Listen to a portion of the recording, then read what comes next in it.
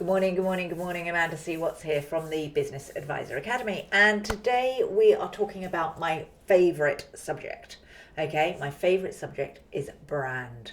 Now, what we need to understand with brand is that it is essential, I mean it, essential for you to have the business that you want to have, the kind of clients that you want to work with, if you want to have the revenue that you want to work with. Now, let me just share with you what will happen if you do not have a brand strategy. So the first thing is that you will really struggle to attract those high value clients. Now, when we talk about high value clients, we're talking about people that will pay you more because you offer that better service. But if people don't see you, if they don't see you online, if they don't know what you stand for, if they don't know who you are, they are not going to see you as a solution to their problems, and they're not going to think that you're a high value supplier. So you have to get your brand right, because otherwise you're going to struggle to attract those high value clients. The second thing that we have to focus on is making sure that you can charge a premium for your services. So one of the things that I talk a lot about is the fact that you have to show your value before someone comes to you. Show that you are valuable so that they want to invest in you. You have to show your value before they come to you to buy from you. Okay, so it's really, really important that when we craft our online persona, when we craft our practice, how we want it to be, we have to craft it in a way that positions you so that you are not struggling to charge for those premium services. Then the next thing is that if you do not have a strong brand, you're going to live in feast and famine. You're going to find that you're not going to bring in the revenue that you want, and you're going to have a rush of people to come to you, maybe through referral, and then you'll have a month or two where it's tumbleweed, tumbleweed, tumbleweed. And that's just not the way to do it. Whereas when you have a really good brand, you will have people reach out to you and want to work with you throughout the years or throughout your months that you're actually launching an advisory offering. So if you think of how a brand is and what a brand is perceived as, you might be thinking right now, oh, that's my logo, that's my that's my colors and what it is. But actually brands don't live here. Your brand doesn't live in your logo. Actually, where a brand lives is in people's minds and their hearts. Okay, so brands live in people's minds and their hearts. And one of my favorite things that I ever heard was, your brand is what people say about you when you are not in the room. So I ask you, what are people saying about you when you're not in the room? And if they're not talking about you, you haven't crafted your brand. If they're saying stuff that you don't want them to say, you haven't purposely crafted your brand. And this is why it is so important. Now, a brand is the entity developed by a business or a practice, and it shapes the perception of your practice in the market. So it's purposeful. Everything I do is purposeful, from the logo, basic, through to the colors, pretty basic, through to my personality, my vision, how I show up, how my team shows up, how we're consistent across all of the social media channels, what we stand for, our vision, our values, all of this are part of a brand. Now, if you don't purposely create them, other people will create them for you. Okay, it's important that you focus on shaping the perception and building your reputation. You have to purposely do it if you want to attract those high value advisory clients. So what is brand building? Well, quite simply, it's strategic communication and experiences across all touch points. So this video right now is brand building. It's communicating across all touch points and being in a specific way. And you're used to me showing up in the mornings, you're used to the way I show up, my energy, how I show up, all of that is crafted and thought about. I don't just show up and go, oh, today I'm going to do it on my video and this is what I'm going to look like. No, it's brand perception. It's all about how we show up in the marketplace, okay? So what I want you to think about is creating a consistent message. Has to be a consistent message. What is it that you stand for?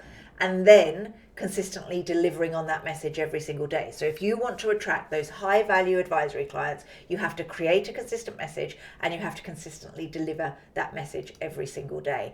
And most importantly, delivering that message time and time again. So I have been beating my drums about how the accounting profession is a little bit old-fashioned with its way that it grows an accounting firm. So what I do is I help you shift the model of your business. That's the key thing. I help you shift from compliance all the way through to advisory. And that is my message, and that's what I focus on. And every time I talk about advisory and high value clients. That is my message, and I deliver on that time and time again.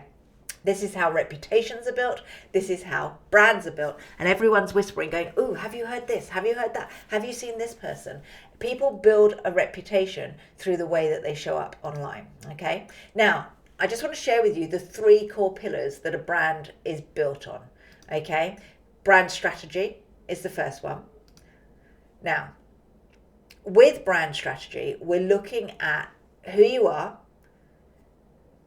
for, so who's your ideal client, why you care for those people, and how we show them that we care. Now that is your brand strategy. It's all about your vision and mission and who's an ideal client and why do you care about those people. It's the foundations to everything that you do. The second thing, actually, before I go into that, you tend to skip this because you have lack of clarity, okay? It's as simple as that. You don't do it because you're like, oh, I don't know who I am for and I don't know what I'm doing. The second thing that we do is brand identity. And brand identity is your website, your fonts, your colors, and your logo. It's about consistency and showing up and people going, oh, I recognize that brand. A little bit like the golden arches, McDonald's golden arches. If you see them, you know for a fact that that's McDonald's. You can see them from miles away. So we want to focus on that, but we don't actually want all of our focus to be on that because as an advisory practice owner, your website, font, colors and logos install confidence in people, but people aren't probably going to recognize you just because of your colors and fonts, okay?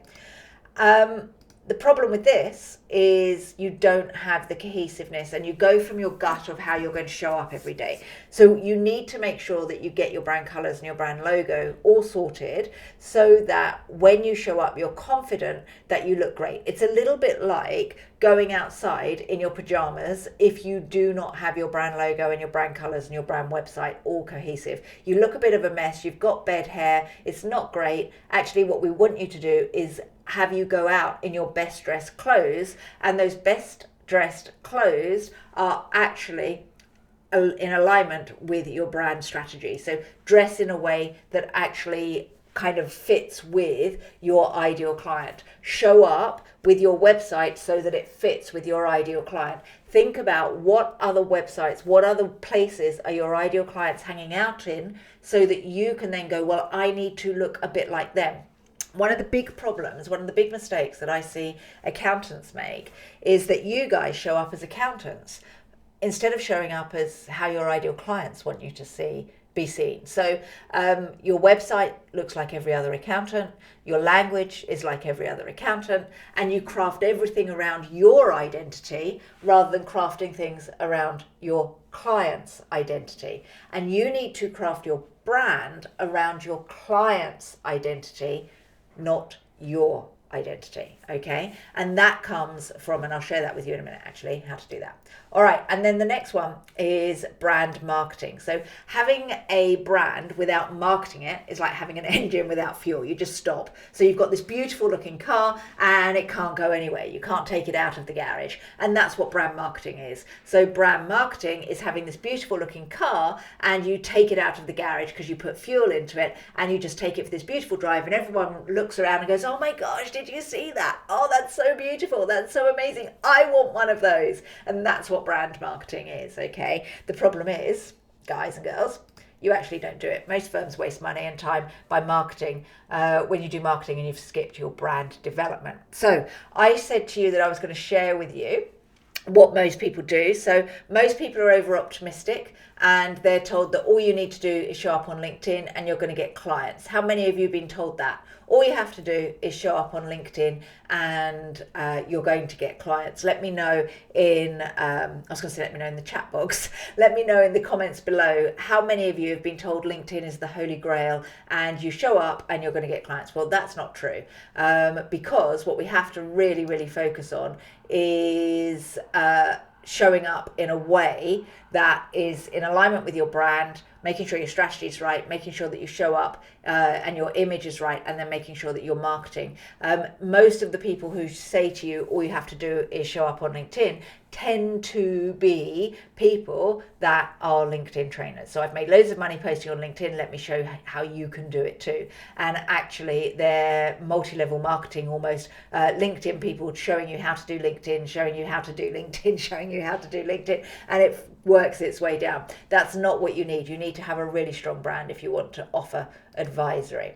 So there's 21 steps to building your brand DNA. Let me see if I can just make this a little bit smaller so that you can see all of them. So I'm not going to go through all of these now, but I just want to build out and share my favorite ones. So we've got here brand vision, brand mission, brand values. They're really important for strategy. I want to talk about target market.